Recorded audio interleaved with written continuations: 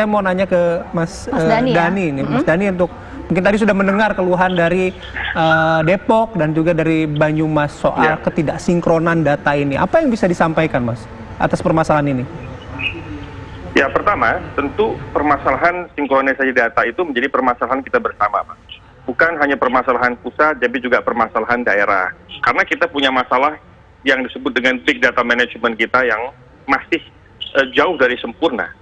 Jadi di dalam DTKS, data terpadu kesejahteraan sosial, DTKS istilah itu kan harusnya selalu update ya. Tiap tahun update, ada warga yang meninggal, ada warga yang kesejahteraannya naik, atau bahkan ada warga yang kesejahteraannya turun, sehingga turun peringkat kesejahteraannya.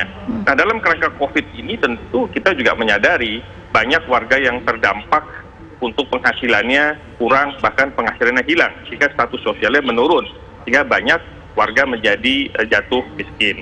Oleh karena itu, dalam DTKS ini juga memberikan fleksibilitas sebetulnya.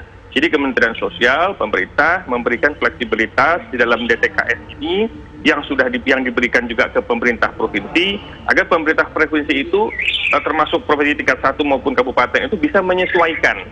Bisa data DTKS itu tidak kaku.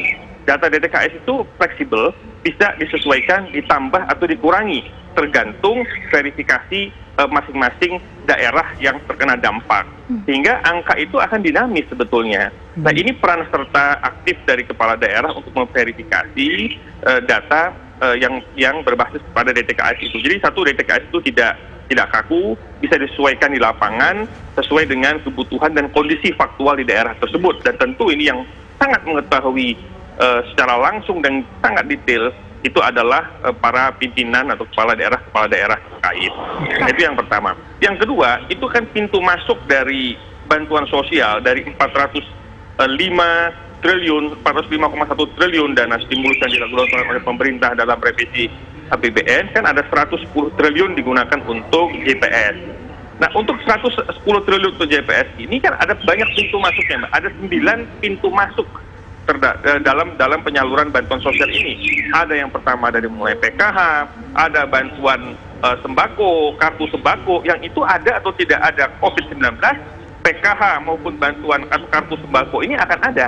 Dan sekarang kan PKH ada penambahan benefitnya, penambahan jumlah dan penambahan benefit, dari mulai penambahan benefit bagi ibu hamil, bagi anak sekolah, itu ada penambahan benefit rupiahnya. Ketika juga kartu sembako juga sudah dinaikkan benefitnya menjadi 200.000. Ada pintu-pintu lain, yaitu ada namanya bantuan bansos khusus presiden, dari presiden terhadap masyarakat yang terdampak langsung terhadap COVID-19, yang mana ini masuk ke dalam zona merah ataupun dalam daerah yang menerapkan PSBB.